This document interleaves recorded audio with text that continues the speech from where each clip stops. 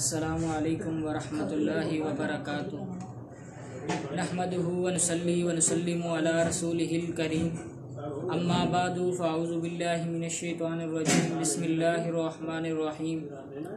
عن ابن عمر رضی اللہ تعالی عنہ ان رسول اللہ صلی اللہ علیہ وسلم قال اذا اکل احدکم فلیأکل بیمینہ واذا شرب فلیشرب بیمینہ فإن الشیطان یأکل بشمالہ ویشرب بشمالہ، اخرجہ مسلم۔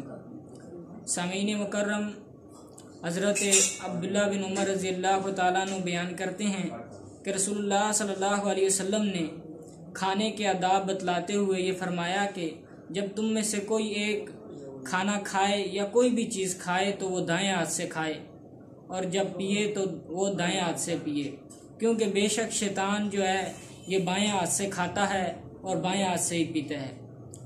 اللہ رب العالمین سے دعا ہے کہ اللہ رب العالمین ہم کو اس حدیث کو سمجھ کر اور اس پر عمل کرنے کی توفیق عطا فرمائے۔